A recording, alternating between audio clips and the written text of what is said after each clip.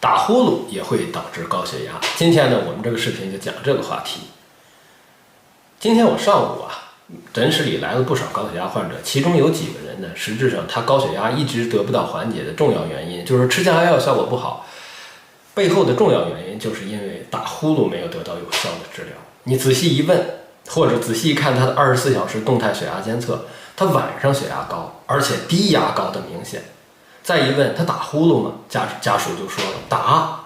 有的时候憋醒。实质上这就是在我们医学上所讲的睡眠呼吸暂停综合征。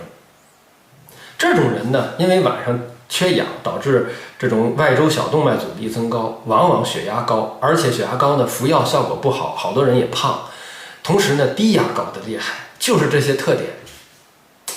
过来找我就诊，张大夫，我这个不太好调药，吃了好多药，效果不好。后期我经过询问，我都会建议他们，我说打呼噜是个病，咱们最好到耳鼻喉科或者呼吸科正规的检测一下你的打呼噜的严重程度，后期呢再有专业医生给你一个治疗方案，正规去治。好多人听了我的意见有的人甚至带了呼吸机晚上睡觉，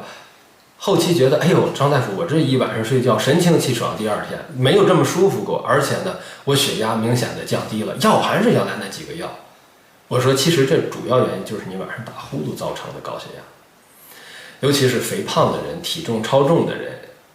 所以说呢，今天呢，我想通过这个视频呢，就是跟手机前面的这些朋友们呢，说一说打呼噜这个事儿，就是大家呢一定要重视，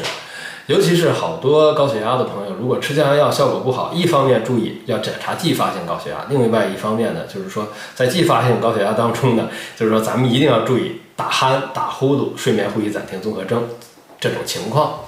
这种情况有的时候得到纠正之后我们血压可以得到一个奇迹般的改善。希望张大夫今天的介绍呢，能够帮到那些高血压有打呼噜习惯的人。如果大家觉得好，可以点关注、点收藏，也可以转发给身边有打呼噜习惯而导致高血压的亲朋好友。关注健康，关注心内科医生张志勇大夫。